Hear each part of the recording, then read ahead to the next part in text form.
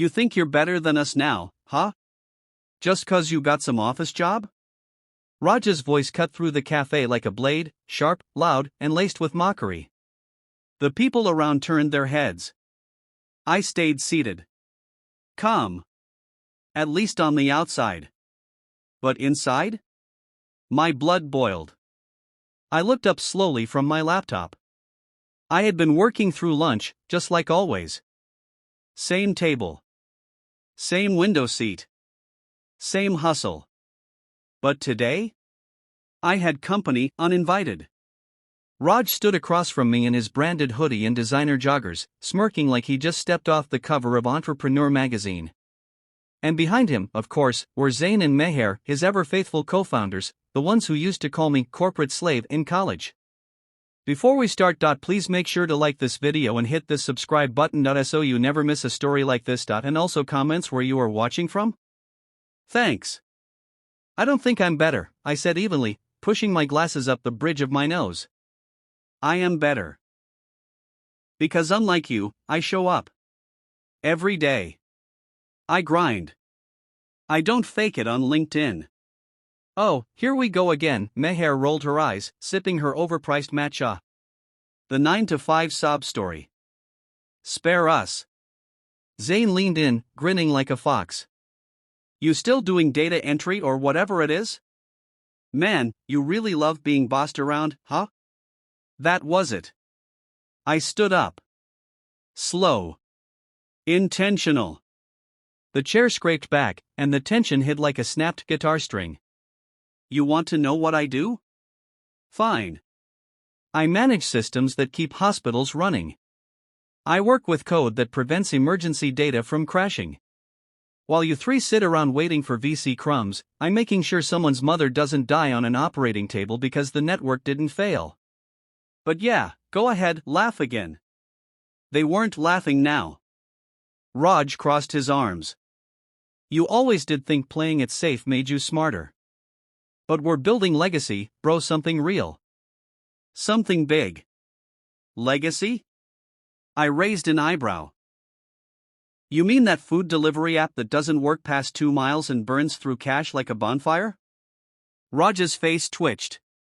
I checked your pitch deck last month, don't act surprised. Zain sent it to my manager hoping for an investor meeting. Zain's smugness cracked.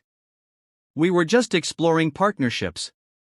No, you were begging, I replied, voice steady. And when I told my manager it wasn't a good fit? You ghosted. Funny how I went from corporate slave to potential partner real quick. The silence that followed was heavy, thick with bruised egos and exposed truths. That's when Meher lost it. You're just jealous because we're not afraid to take risks. You've always been scared of failing, always hiding behind a paycheck and pretending that makes you better. I took a breath. Not because I was angry. But because I finally understood something. No, I said. I'm not scared of failing. I've just seen what it looks like when people fail everyone around them while chasing some fantasy. Raj leaned forward. His voice lowered but still hostile. You talk like you've got it all figured out, but let's be honest, you're just a replaceable cog in a big machine. They'll forget your name the second you leave. I smirked. Then why are you still here? In my cafe? Interrupting my workday? If I'm so replaceable, why do you still care? They didn't have an answer. They never do when the truth hits. I grabbed my laptop and bag. Enjoy your coffee. And when your little startup burns out completely, don't worry. You can always send me your resumes. I walked out before they could say anything else. Because the fight was over. I had won before I even stood up. That was the day everything shifted. The moment when I realized I didn't have to prove myself to anyone anymore. Because people who laugh at your work ethic, who mock you for staying steady while they chase hype, they always come back around. Especially when their dream world starts falling apart. But let's rewind a little. Because that fight? That fire? It didn't come out of nowhere. See, they weren't always like that. Raj, Zain, Meher, we were tight in college. A little squad, glued together by late-night ramen, startup dreams, and the idea that we were going to change the game. But somewhere along the line, the game changed them. And me? I took the so-called boring path. Entry level. Gradual promotions. Early mornings. Late nights. Missed parties. Ignored calls. While they bragged about panels, branding, and angel rounds, I was clocking in and learning. Earning. Building something real. They stopped inviting me to things. Stopped answering texts. Started talking about me instead of to me. Still stuck at that desk job? Bro, you could be part of something real if you just quit. I didn't. And I watched them burn money, burn bridges, and burn out. But the irony? They'd come back. Oh, they'd come back. And when they did, I wouldn't have to gloat. I wouldn't have to throw their words in their face. Because by then, I'd be holding something they lost a long time ago, respect. And that's where the story really begins. Because you think that confrontation in the cafe was the end? No. That was just the warning shot. The storm was still coming. They just didn't know they'd be asking me for shelter. They say every downfall begins with blind ambition. But our story didn't start with ego. It started with dreams. We were nobodies back then. Fresh out of high school, wide-eyed, and too stubborn to listen to advice. Raj was the loud one, always pitching some big idea between bites of cafeteria pizza. Zain was the coder who refused to comment his code. Meher? The brains of the group, or at least she thought she was. And me? I was the one who listened. The quiet one. The one who took notes when no one else did. We spent nights in the dorm lounge arguing over startups like people argue about religion. Everyone had a vision. Raj wanted to build the next Uber. Meher thought she'd be the next Sheryl Sandberg. Zain had a half-baked social app idea every other week. I had one simple goal: I wanted stability. Not because I was afraid, but because I had seen what instability looked like. I'd seen my father work 3 jobs and still come home smiling. I'd seen my mother cry behind closed doors over unpaid bills. And I promised myself I wouldn't spend my life chasing fairy dust while the rent went unpaid. But in college, people like me got ignored. Laughed at. Even pitted. You're too grounded, Raj once said. You think like an employee. We think like founders. That sentence stuck with me for years. Like a splinter in my spine. Still, I stayed loyal. I helped them design their first pitch deck. I reviewed their code when it broke. I pulled all-nighters writing out their business model while still studying for my own exams. And when they got selected for an incubator program, I celebrated like it was my win too. We were a team. At least that's what I believed. But success changes people. And the closer they got to their illusion of success, the more invisible I became. They started dressing differently. Talking differently. Raj once made fun of me in front of the entire lounge. Yo, our guy still irons his pants and shows up to class on time. Bro, just quit and join us already. The others laughed. I didn't. Because I'd heard that laugh before. It was the same kind of laugh that gets thrown at people who take their jobs seriously. The kind of laugh that says, you're small. You're replaceable. You're not like us. So I made a decision. I stopped waiting for their approval. I got an internship at a small, boring software firm no one cared about. While they were chasing meetings and writing press releases about funding they hadn't received yet, I was fixing bugs, writing scripts, and staying late to shadow my manager. They didn't notice when I left the group chat. They didn't ask me why I stopped replying. Because they were too busy feeding their own echo chamber, convinced that hustle culture and buzzwords could replace structure, strategy, and discipline. But it wasn't all bad. Part of me was happy watching them fly. Even from a distance, I wanted them to win. Until the day I saw my design, my code, and my roadmap pitched on a tech blog under Raj's name. They didn't even change the font. That was the first betrayal. I didn't confront them. I didn't scream. I didn't expose them. I just worked harder. Because I knew the storm would come eventually. Hype runs out. Burn rates don't lie. And when the time comes, the world doesn't care how many followers you have or how cool your logo looks. It cares whether your work stands. Whether your product functions. Whether your business makes sense. And when that day came, I'd be ready. Not to gloat, but to show them what happens when you build your foundation on stone instead of sand. Because I knew the storm would come eventually. Hype runs out. Burn rates don't lie. And when the time comes, the world doesn't care how many followers you have or how cool your logo looks. It cares whether your work stands. Whether your product functions. Whether your business makes sense. And when that day came, I'd be ready. Not to gloat, but to show them what happens when you build your foundation on stone instead of sand. It didn't happen all at once. That's the thing about falling, you think you're flying until the ground greets you. The first crack came from within. Whispers about missing payroll. A technical glitch that leaked user data. Investors started backing out one by one, and the media flipped faster than a coin in a gambler's hand. I watched from the sidelines. Not with joy. Not even with bitterness. But with a strange, quiet ache.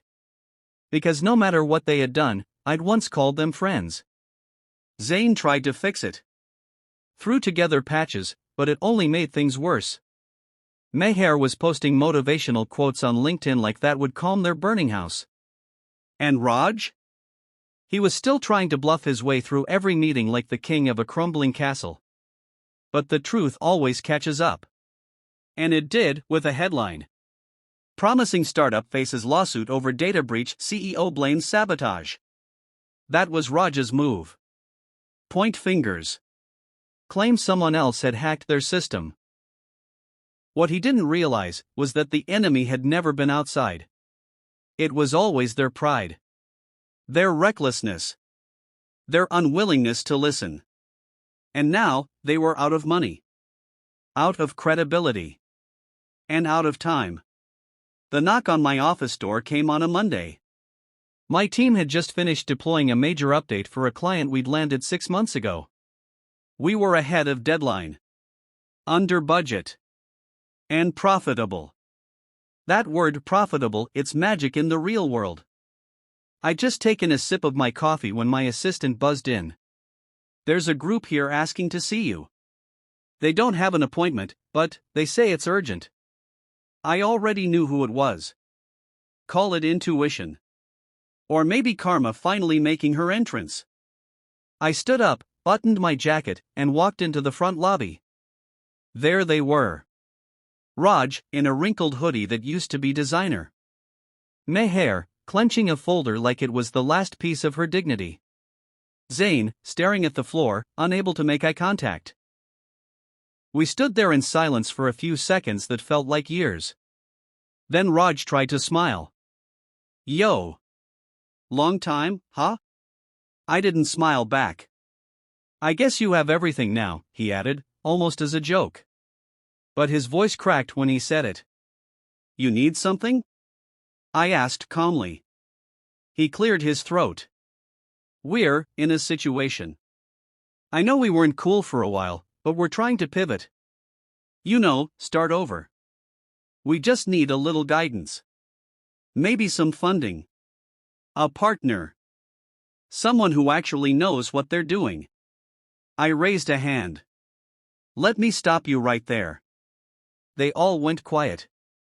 My team had started watching from the hallway. I don't invest in sinking ships, I said. Especially ones that stole my sales. Meher finally spoke. Look, we messed up, okay? But it wasn't personal. That made me laugh. It wasn't personal? You mean stealing my work? Publicly humiliating me? Ghosting me when I asked for clarity on that contract you all said you'd get to? That wasn't personal? Zane muttered, "We were stupid." I nodded. Yes. You were. And I should have left it at that. But something in me, maybe the kid who once believed in loyalty, wanted to know. Why come to me?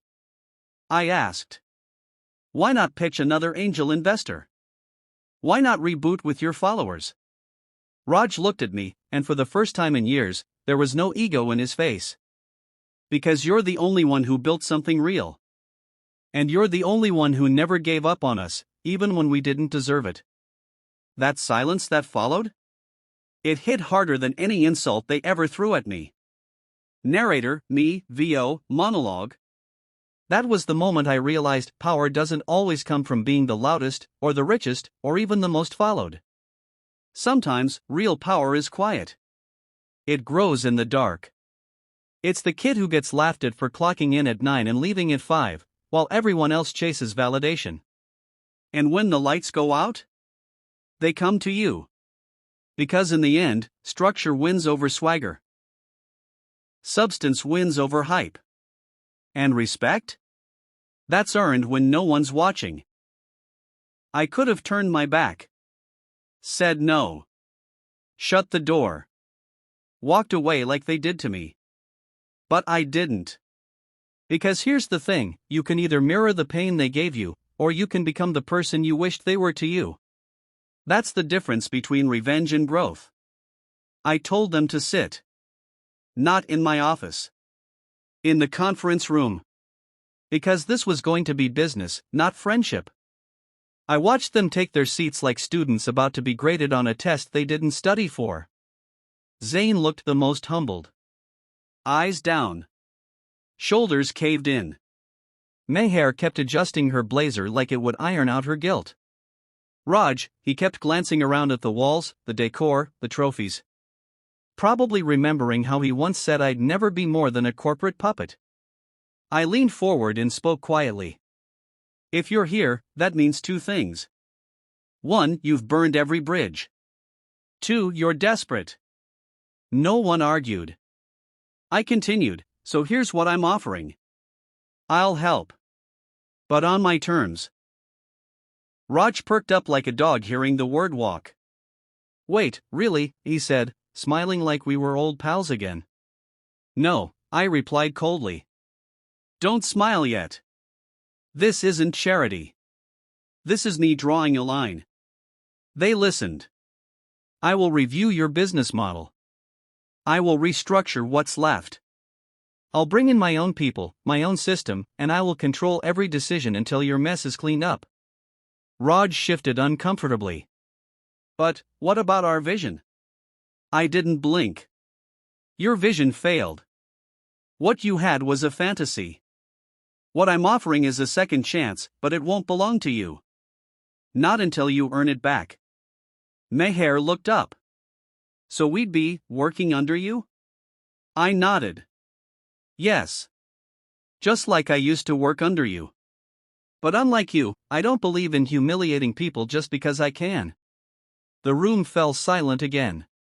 Zane finally asked, why would you do this? After everything? I paused. Let the weight of the moment settle.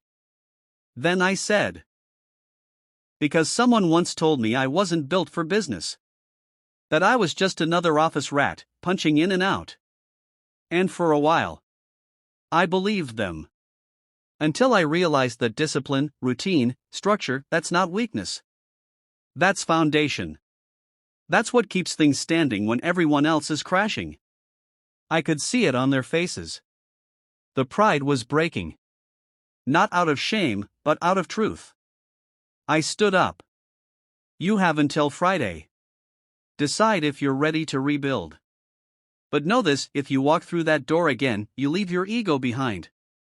And I walked out. It's strange. How life comes full circle. One day, you're the outsider they joke about. The next, they're knocking on your door, asking for your map. And you have to choose, do you burn them the way they burned you? Or do you build, even if you're building from the rubble they left behind? 1 week later, they returned. This time dressed like employees, not founders. Zain brought a notebook. Meher brought an apology. And Raj? He brought silence. For once, that was enough. They walked into my office, not as bosses, not as partners, but as students. And for the first time, they listened. The first thing I made them do was wipe the board clean. Literally. The same whiteboard they once used to scribble lofty dreams and buzzwords they barely understood: disrupt, scale, leverage. All of it got erased. Line by line. Idea by idea. Ego by ego. It wasn't about revenge. It was about accountability. You don't build from halfway up a broken ladder, I told them. You start from the ground. That's what I did. That's what you'll do now. I broke down their systems. Exposed every hole in their model. The cash burn. The false projections. The blind trust in buzz over basics. For a week, we met every morning. Sharp. 8 a.m. No excuses. Just like a 9 to 5. Funny how they used to mock that schedule. Now it was saving their dream. Zain worked hardest. He actually listened. Stayed late. Asked questions. Meher started to show glimpses of who she could have been if she hadn't chased flash over fundamentals. But Raj was restless. He hated that I was leading. That I had control. That the guy they once laughed at now had a say in everything they touched. One day, I caught him whispering on the phone in the hallway. His voice was low, but urgent. Yeah. I'm still a majority partner. Just wait till we're stable. I'll push him out. I always do. I didn't confront him. Not yet. Because snakes always expose themselves fully when they think they're safe. Instead, I doubled down on discipline. Made deliverables tighter. Reviews harsher. Every time someone slacked, I called it out. Not to embarrass them, but to wake them up. They wanted a comeback? Comebacks require claws. 3 months in, things started to shift. We landed our first investor, someone I'd met during a late-night networking session 2 years ago. Back then, I was just the assistant. Now, I was the operator. Sales picked up. Our product market fit tightened. People noticed. And so did Raj. The morning after our first big client signed, I walked into the office and found Raj waiting at my desk. Arms crossed. Eyes full of that same arrogance I remembered from day one. You've made your point, he said. We get it. You're the boss. Now step aside. Let the real founders take over again. I laughed. Not cruelly. Just amazed. You think this was about proving a point? I said. No, Raj. This was about proving a truth. That leadership isn't about who starts the race, it's about who finishes it. And frankly, you haven't even begun running. He scoffed. I built this company. No, I said, stepping closer. You registered a company. There's a difference. I built the business. I turned to my drawer and pulled out a file. Also, this came in last night. I handed him the revised shareholder agreement. Signed. Approved. Legal. His hands shook as he flipped through it. You sold your shares? He whispered. No. Meher and Zain did. Quietly. Respectfully. They realized they weren't cut out for leadership right now. So they stepped back. Temporarily. He looked up. At me, furious. You think you can erase me? No, I said, eyes steady. You erased yourself. The moment you cared more about power than purpose. The moment you plotted behind your partner's back again. He slammed the file shut and stormed out. And just like that, the last ghost of my past exited. It's not about getting even. It's about getting better. Sometimes the people who laughed at you the loudest were always just scared of how far you'd go without them. They mocked my 9 to 5. But that job? That structure? That discipline. It made me the man who could build what they only dreamed of. 1 year later, we rebranded the company. New name. New mission. Meher returned not as a founder, but as a creative director. She was grateful. Humble. Evolved. Zain became head of operations. He'd grown into someone I could trust. Someone who earned his title. And me? I didn't need a CEO label. I had something better. Respect. Earned. Not inherited. So the next time they laugh at your job, at your early mornings, your quiet grind, your steady paycheck, just smile. Because while they chase titles, you're building tools. And when their castles of ego collapse, it's you they'll come running to. Not because you won, but because you lasted.